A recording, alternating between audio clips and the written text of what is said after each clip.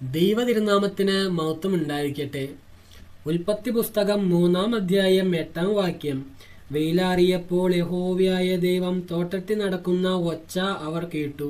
മനുഷ്യനും ഭാര്യയും യഹോവയായ ദൈവം തങ്ങളെ കാണാതിരിപ്പാൻ തോട്ടത്തിലെ വൃക്ഷങ്ങളുടെ ഇടയിൽ ഒളിച്ചു.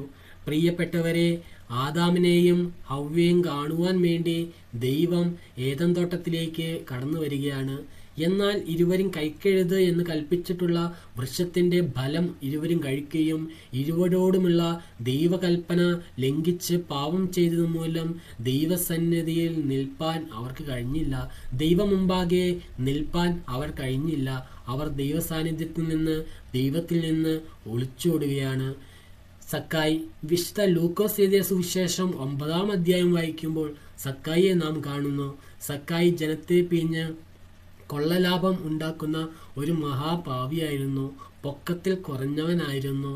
സക്കായി യേശുവിനെ കാണാൻ ആഗ്രഹിച്ചു. പ്രിയപ്പെട്ടവരെ, സക്കായി യേശുവിനെ കാണുവാൻ വേണ്ടി അത്തിമരത്തിന്റെ മുകളിൽ കയറി. അത്തിമരത്തിന്റെ മുകളിലിരിക്കുന്ന സക്കായിയെ യേശു കണ്ടു. പ്രിയപ്പെട്ടവരെ, യേശുവിനെ കാണാൻ ആഗ്രഹിച്ചവരുടെ മുമ്പിലേക്ക് യേശു വരികയാണ്. യേശു കാണുവാൻ ആഗ്രഹിക്കുന്നവരുടെ മുൻപിലേക്ക് യേശു കടന്നു വരികയാണ്. സക്കായി താൻ പാപം ചെയ്ത് ജനത്തിന്റെ മുമ്പിൽ നിൽപ്പാൻ യോഗ്യനല്ലായിരുന്നു. അക്കാലത്ത് ഏറ്റവും മോശപ്പെട്ട ഒരു തൊഴിലായിരുന്നു പലിശ വാങ്ങുന്ന പരിപാടി. ആ തൊഴിൽ ചെയ്യുന്ന സക്കായിക്ക് ജനത്തിന്റെ മുൻപിൽ നിൽപ്പാൻ യോഗ്യതയില്ലായിരുന്നു. സക്കായി യേശുവിനെ കാണുവാൻ വേണ്ടി അത്തിമരത്തിന്റെ മുകളിൽ കയറിയപ്പോൾ യേശുവിനെ കാണുവാൻ സക്കായി ആഗ്രഹിച്ചു. സക്കായി കാണുവാൻ ആഗ്രഹിച്ചപ്പോൾ യേശുക്രിസ്തു അടുക്കിലേക്ക് വന്നു. പ്രിയപ്പെട്ടവരെ, നാം പലപ്പോഴും ദൈവത്തിൽ നിന്ന് അകന്നു പോയിട്ടുണ്ട്. ദൈവ സാന്നിധ്യത്തിൽ നിൽപ്പാൻ, ദൈവത്തിന്റെ തിരുമ്പാകെ നിൽപ്പാൻ, ദൈവത്തോട് പ്രാർത്ഥിപ്പാൻ പലപ്പോഴും യോഗ്യത ഇല്ലാതെ പോയിട്ടുണ്ട്. എനിക്ക് യോഗ്യതയില്ലല്ലോ, തിരുമ്പാകെ നിൽപ്പാൻ നമുക്ക് യോഗ്യതയില്ലല്ലോ എന്ന് വരത്തക്കവണ്ണം നമ്മുടെ ജീവിതത്തിലും കൊച്ചു കൊച്ചു വലിയ വലിയ പാവങ്ങൾ ചെയ്തു പോയിട്ടുണ്ട്. എന്നാൽ ഇന്ന് വാസ്തവമായി നാം ദൈവത്തെ കാണുവാൻ ആഗ്രഹിക്കുന്നുണ്ടെങ്കിൽ ദൈവം നമ്മുടെ അടുത്തിലേക്ക് വരുന്നു. നമ്മുടെ കർത്താവായ യേശുക്രിസ്തു നമ്മളെ തേടി വരുന്നു. യഹോവയെ അന്വേഷിക്കുന്നവർക്ക്, സത്യമായും യഹോവയെ അന്വേഷിക്കുന്നവർക്ക് അവൻ സമീപസ്ഥനാവുന്നു. യഹോവയെ വിളിച്ചപേക്ഷിക്കുന്ന ഏവർക്കും അവൻ സമീപസ്ഥനാവുന്നു. പ്രിയപ്പെട്ടവരെ, ഇത് വചനമാണ്. വചനം മാറ്റമില്ലാത്തതാണ്. ഈ വചനമെടുത്ത് നാം ദൈവസന്നിധിയിൽ പ്രാർത്ഥിക്കുമ്പോൾ ദൈവത്തിൽ നിന്ന് നമുക്ക് മറുപടി ലഭിക്കുന്നു.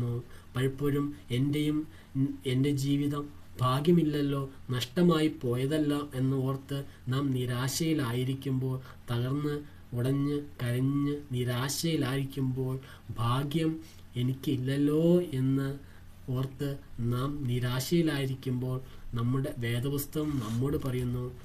സങ്കീർത്തനം 1-ാം അധ്യായം 1-ാം വാക്യം. സങ്കീർത്തനം 1-ാം അധ്യായം 1-ാം വാക്യം. ദുഷ്ടന്മാരുടെ ആലോചന പ്രകാരം നടക്കാതെയും പാപികളുടെ വഴിയിൽ നിൽക്കാതെയും പരിഹാസികളുടെ ഇരിപ്പിടത്തിൽ ഇരിക്കാതെയും യഹോവയുടെ ന്യായപ്രമാണത്തിൽ സന്തോഷിച്ച് അവന്റെ ന്യായപ്രമാണത്തെ രാപ്പകൽ ധ്യാനിക്കുന്നവൻ ഭാഗ്യവാൻ. പ്രിയപ്പെട്ടവരെ, എനിക്ക് ഭാഗ്യമില്ലല്ലോ എന്നോർത്ത് നിരാശയിലായിരിക്കുന്നവരുണ്ട്, നിരാശയിൽ കഴിയുന്നവരുണ്ട്, നിരാശയിൽ കരഞ്ഞു തളർന്നവരുണ്ട്. പ്രിയപ്പെട്ടവരെ, എന്നാൽ ആരാണ് ഭാഗ്യവാൻ? ആരാണ് ഭാഗ്യവതി? സങ്കീർത്തനം 1-ാം അധ്യായം 1-2 വാക്യങ്ങൾ പറയുന്നു. യഹോവയുടെ ആലോചന പ്രകാരം നടക്കാതെയും പാപികളുടെ വഴിയിൽ നിൽക്കാതെയും പരിഹാസികളുടെ ഇരിപ്പിടത്തിൽ ഇരിക്കാതെയും യഹോവയുടെ ന്യായപ്രമാണത്തിൽ സന്തോഷിച്ച് അവന്റെ ന്യായപ്രമാണത്തെ രാപ്പകൽ ധ്യാനിക്കുന്നവൻ ഭാഗ്യവാൻ. പ്രിയപ്പെട്ടവരെ, ഇന്ന് നമുക്ക് ജീവിതത്തിൽ ദൈവത്തെ ധ്യാനിച്ചും മാനിച്ചും സേവിച്ചും നിൽപ്പാൻ കഴിയുന്നുണ്ടോ? പ്രിയപ്പെട്ടവരെ, നമുക്ക് ഇന്ന് യഹോവയോടുള്ള ബന്ധത്തിൽ നിൽപ്പാൻ നാം കഴിയുമ്പോൾ, ദൈവത്തോടുള്ള ബന്ധത്തിൽ നിൽപ്പാൻ കഴിയുമ്പോൾ, അല്ലെങ്കിൽ ദൈവത്തോടുള്ള പറ്റുമാനത്തിൽ നിൽപ്പാൻ കഴിയുമ്പോൾ, പ്രിയപ്പെട്ടവരെ, നാം ഓരോരുത്തരും ഭാഗ്യവാനായിത്തീരുന്നു, ഭാഗ്യവതിയായിത്തീരുന്നു.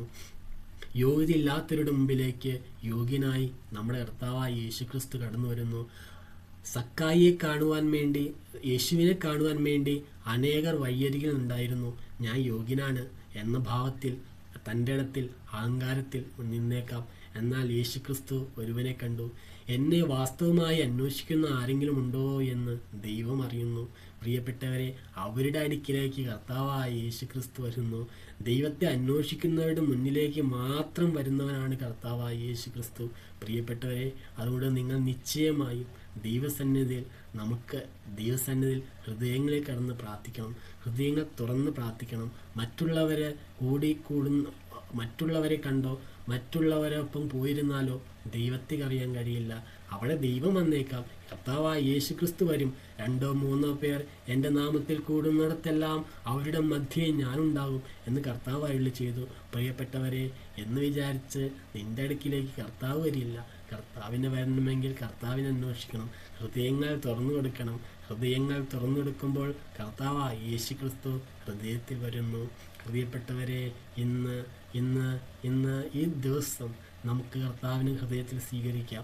നമ്മൾക്ക് ഒരുപാട് പോരായ്മകളുണ്ട്, കുറവുകളുണ്ട്, ഒരുപാട് തെറ്റുകൾ ചെയ്തു പോയിട്ടുണ്ട്, ഒരുപാട് കുറവുകൾ വന്നു പോയിട്ടുണ്ട്.